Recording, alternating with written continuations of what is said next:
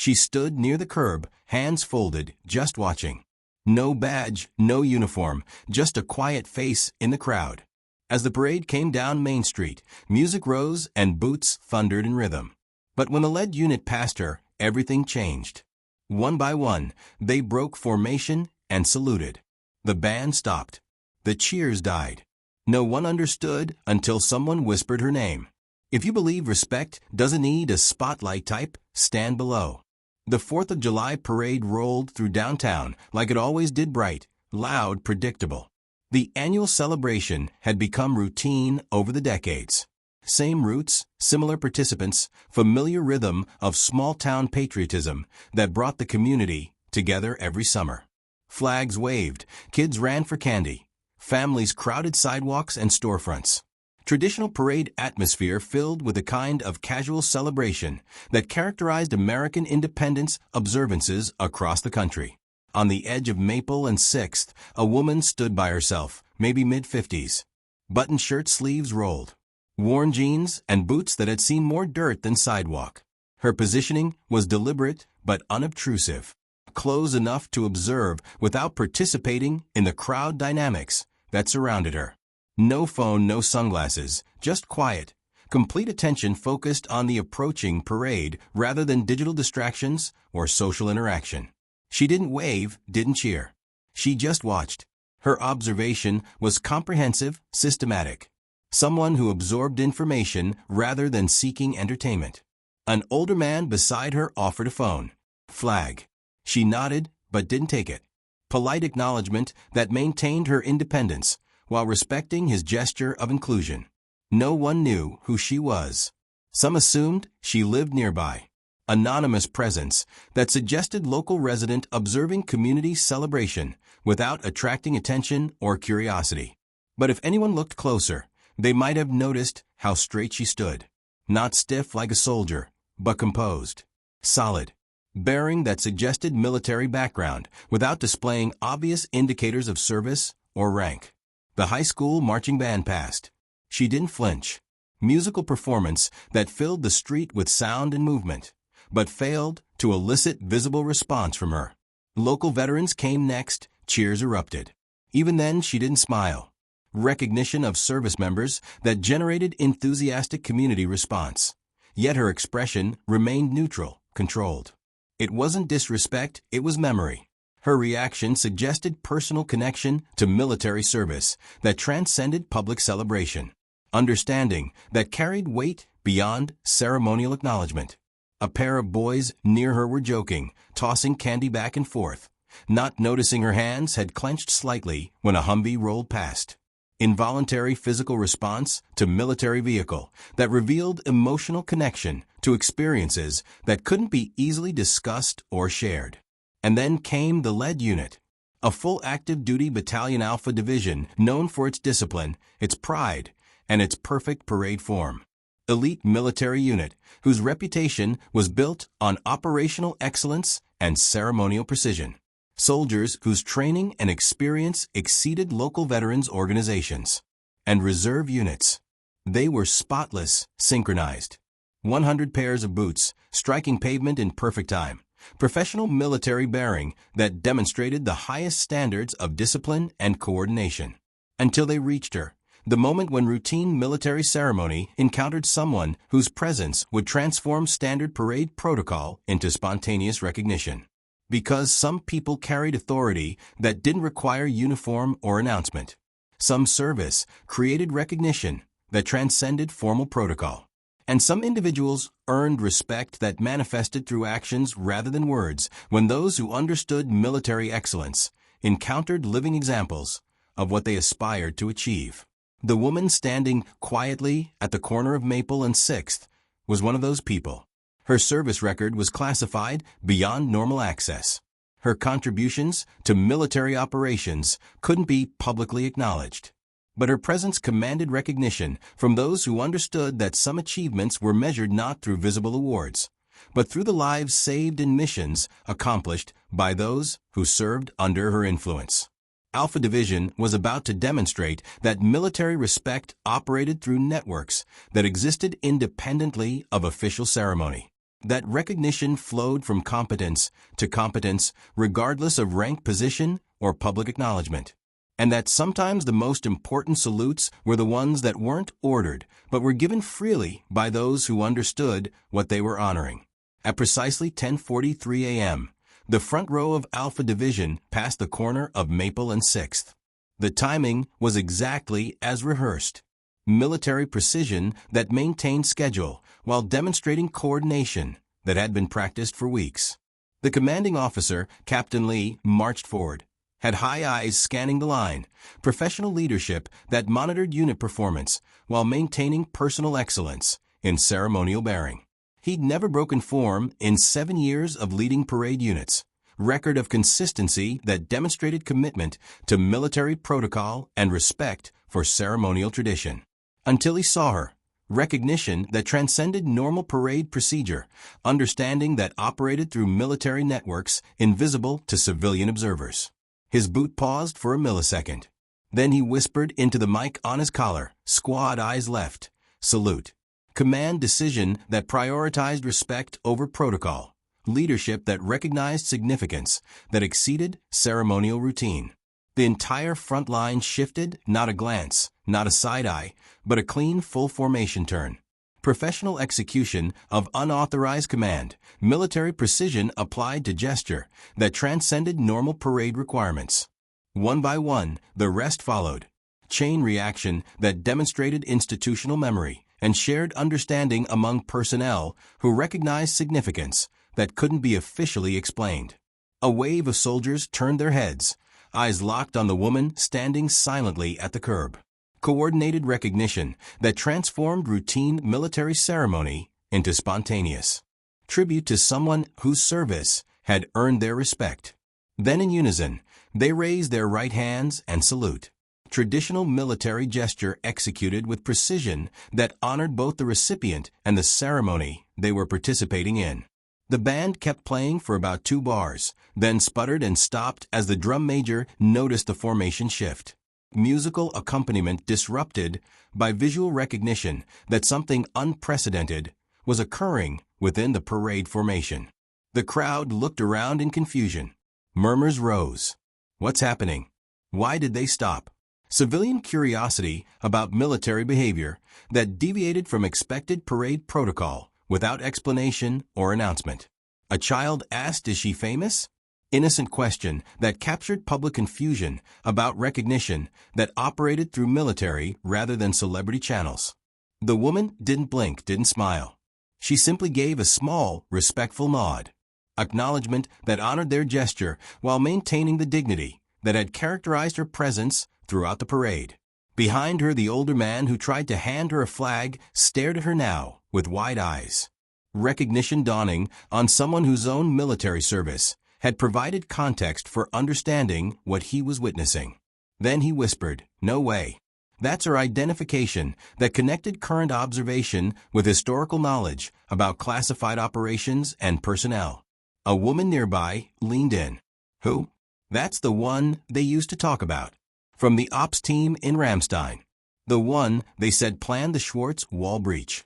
Reference to classified operations that existed in military legend rather than public documentation. Missions that were discussed in whispers among those with appropriate clearance. "That was a myth," someone else said. "No, that was her." Correction that revealed the reality behind operational legends. Understanding that some people achieve mythical status through performance rather than fictional storytelling. Word spread like wildfire. Information transmission that operated through personal networks rather than official communication channels. Phones were lowered. Hats came off. Respectful response from civilian observers who understood they were witnessing recognition of someone whose service had earned unprecedented military tribute. The parade hadn't stopped. It had shifted. For her, recognition that the ceremony had been transformed from routine celebration into spontaneous acknowledgement of service that transcended normal military hierarchy because some people earned respect that manifested through actions rather than announcements. Some service created recognition that operated independently of official ceremony. And some individuals commanded tribute that emerged spontaneously when those who understood military excellence encountered living examples of what they aspired to achieve. Her name, as it was eventually remembered, Major Evelyn Rhodes. 20 years ago, she served under Special Coordination Unit 17 attached to NATO Allied Command Operations, military assignment that operated outside normal organizational structures. Personnel whose activities required classification that exceeded standard security protocols. No public medals. No press. But every senior officer who'd ever served in 2 key theaters had one phrase: if Evelyn's on the ground, the mission has a chance.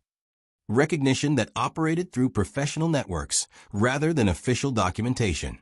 Reputation that transcended formal awards through demonstrated effectiveness. She never took command directly. Leadership style that influenced operations through consultation rather than authority. Expertise that shaped decisions without requiring formal responsibility for outcomes. She sat in briefing rooms with senior commanders and only spoke when asked. But when she did, the plan changed and worked. Strategic insight that improved mission planning through understanding that exceeded conventional military training. Contributions that enhanced success probability without claiming credit for achievements. Her fingerprints were on no documents. Operational security that protected both personnel and methods from compromise through official documentation. But when Europe faced coordinated blackouts in 2008, she had already advised how to reroute comms before the event even started. Predictive analysis that anticipated threats and provided solutions before crises developed into emergencies.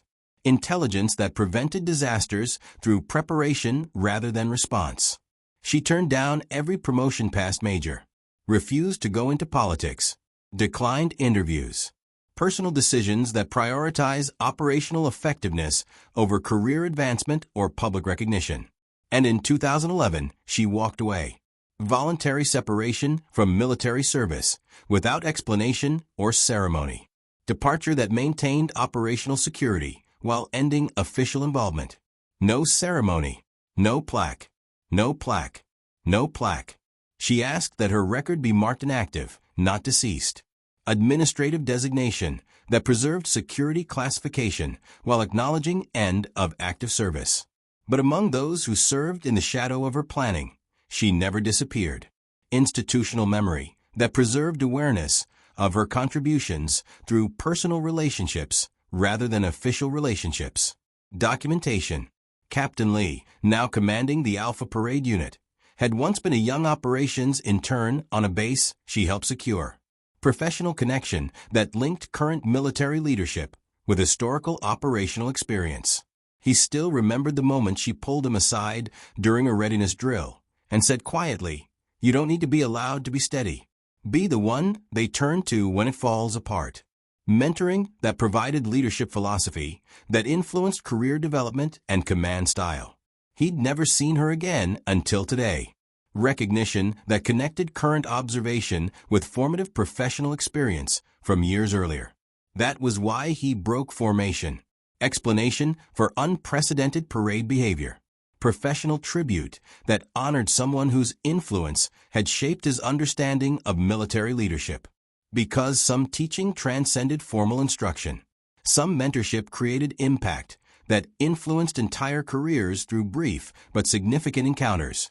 And some people earned recognition that manifested years later when those they'd influenced encountered opportunities to demonstrate the respect that had been earned through competence rather than demanded through authority. Major Evelyn Rhodes had shaped military thinking through contributions that couldn't be publicly acknowledged. Her strategic insights had prevented crises that would have cost lives and compromised operations.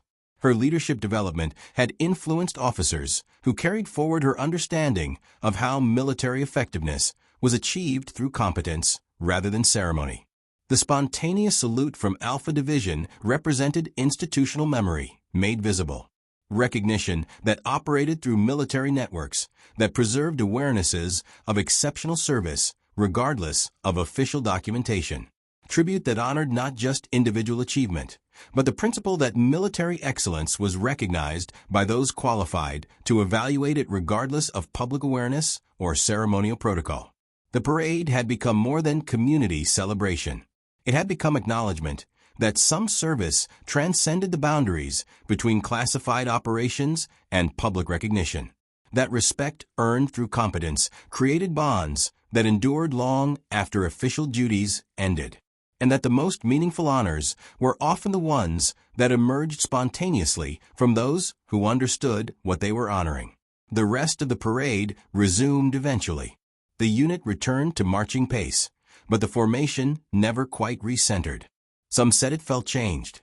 Military discipline restored normal parade procedure, but the emotional impact of spontaneous recognition had altered the character of the ceremony permanently. On the sidewalks, the crowd clapped again, but softer. Civilian response that acknowledged they'd witnessed as something significant, even if they couldn't fully understand its meaning. They just witnessed something that didn't need an announcement. Recognition that some moments transcended explanation or commentary. Events that carried meaning through observation rather than interpretation. After the last band passed and the last float rolled away, people lingered near Maple and 6th, hoping to get a closer look. Curiosity about someone whose presence had transformed routine community celebration into unprecedented military tribute. But Evelyn was gone. She had left before the drumline reached the end of the block. Departure that maintained the mystery that had characterized her presence throughout the parade. Thank you. Exit that preserved operational security while honoring the recognition she'd received. No photos, no signature, not even a wave. Behavior consistent with someone whose effectiveness depended on maintaining anonymity and avoiding public attention. But in the local paper the next day, someone had submitted an anonymous photo Alpha Division mid-salute, all eyes locked on a woman in boots and a rolled-sleeve shirt. Visual documentation that captured the moment without identifying the recipient. Evidence that preserved the significance while protecting the privacy. The caption, she didn't ask to be seen, but they saw her anyway. Explanation that captured the essence of recognition that emerged spontaneously rather than being requested or arranged. Weeks later, the Department of Defense quietly reinstated an old directive, Operation Anchor Clause, designed for emergency response coordination. Administrative action that suggested her contributions continued to influence military planning despite her unofficial status. It was based on a planning structure last traced to Evelyn Rhodes. Attribution that connected current policy with historical expertise. Recognition that her methods remained relevant to ongoing military operations. And in training manuals at 2 officer academies, a new page appeared. Protocol R. When one presence is enough to change direction. Educational material that preserved lessons learned from her leadership style without identifying their source. Training that would influence future military leaders through principles she developed. She didn't carry a banner, but she carried the memory of everyone who served. Subscribe for more untold tributes only on the Ordinary Heroes. Years.